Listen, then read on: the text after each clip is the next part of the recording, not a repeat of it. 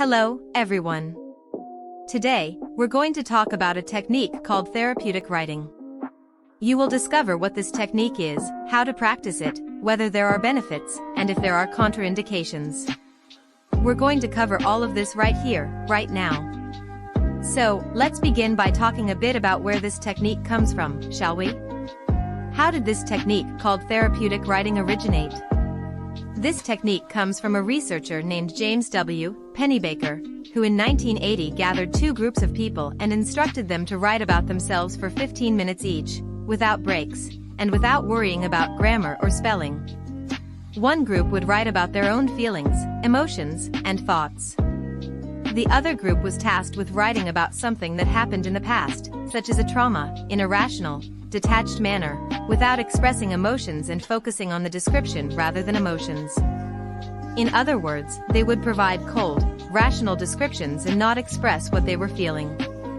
It was discovered that the group that wrote about their feelings, emotions, and thoughts sought fewer medical appointments in the following months and reported that it was an excellent method for accessing and dealing with emotions. This was in contrast to the other group, which was instructed to write in a cold, rational manner. This is where the idea of therapeutic writing comes from. Now, let's talk a bit about the possible benefits of therapeutic writing. Therapeutic writing involves writing for yourself and about yourself. No one needs to read what you've written for you to reap the benefits. You can share what you've written with someone else if you wish, but it's not necessary. You won't lose any benefits if you simply write for yourself, and you can even tear up the paper and throw it away. The idea is to get to know yourself better and eventually learn to deal with situations that are bothering you.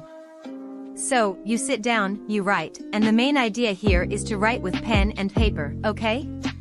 You can write on a computer or on your phone if you prefer, but I suggest you do it on paper. The idea is to write down everything that's going through your mind. Also, don't worry about whether you're writing neatly or correctly from a grammatical point of view. The focus here is more on getting what's inside your mind onto paper so you can read it, reflect on it, and engage with what's emerging for you. You might wonder, what should I write about? Well, you can write about anything that's going through your head, feelings, emotions, words, images. You can say or write anything that's in your head. Sometimes, it might be something that's making you anxious, something from the past, or a worry about the future. Anything you want, really. There's no specific topic you're obligated to address or a topic you can't discuss. The important thing is to write what you're feeling. The idea is to put your emotions on paper, and you can eventually even read it, leaving it in a visible form right in front of you. The main benefit of therapeutic writing is self-discovery. Sometimes, our thoughts are very confused, and we don't understand what's happening or see things clearly. When you put these emotions into words, many people find that they can better visualize the situation. So, this act of writing about what's confusing, writing about what you're feeling, is like untangling a ball of yarn, making everything clearer and easier to understand. And of course, through writing, you can revisit past situations, talk about what you're afraid of. Often, we avoid talking about things, but what if we could write about them? What if we could read about them? Many people feel more comfortable discussing intimate matters on paper, in other words, writing about them. So, in this sense, you can use therapeutic writing as a kind of therapeutic technique, as the name itself suggests. However, I must emphasize that there are situations where you need to be very cautious with therapeutic writing. First, some people who are dealing with a more delicate diagnosis or have experienced a trauma or difficult situation, it's complicated, and it's delicate to suggest that they use therapeutic writing without knowing what they're going through. This is because, upon confronting all of this, other symptoms may arise.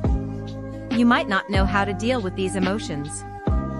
So, for those of you paying attention to this material and realizing that you may have gone through or are going through a very delicate situation, it's possible that therapeutic writing won't help as much, and it might even stir up things that would be better dealt with alongside a psychologist or psychiatrist, right? So, I would say that's the primary contraindication. If, while writing, you start to feel like you're dissociating from your body or experiencing a lot of anxiety, significant discomfort in your body, it might be time to interrupt this practice and seek a professional to help you understand what's going on. In therapy, what we do before someone turns to therapeutic writing is to help them deal with emotions during the session itself. We train alongside them in some techniques and skills so that they know how to handle emotional discomfort. This material isn't suitable for 100% of people. Some individuals may not be able to engage in therapeutic writing without first undergoing a process of psychotherapy. But how does it work? Well, you can set aside a specific notebook or agenda for your writing. This will make it easier to start and maintain this habit. So, grab pen and paper. The second tip is to choose a calm time for this. If you live with others or have other commitments, moments of higher activity and commotion in the house may not be ideal. The idea is that you can choose a calm time when people won't make demands on you, and you won't have other tasks to attend to. It should be a moment of self-care, a moment for you to focus on yourself. Do I need to write every day? Not necessarily, but in the beginning, it might be important for you to establish some consistency. Start with 3 days, one after the other. Another tip is to free yourself from standardized writing. You're not writing an email to your colleague, drafting a project, or working. You're writing about yourself, so you can write in any way you want because no one will read it except you. Well, another point is the time. How long should you write for therapeutic writing? The suggestion here is 15 to 20 minutes. It's recommended that you don't write for less time or much more than that. During these 15 or 20 minutes, don't answer phone calls, don't talk to other people, and don't go on social media. It's just you, paper, and pen.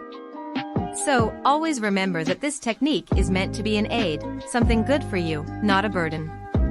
Not everyone adapts to it, not everyone finds it interesting, and not everyone benefits from this practice, and that's okay. Of course, a practice that greatly helps with self-discovery is therapy. A psychologist helps you see your life situations from a different perspective, offering not only reflections but also practical activities and techniques that will help you get closer to the version of yourself you want to be. If you'd like to schedule an initial conversation with one of our therapists, just visit our website or our social media channels.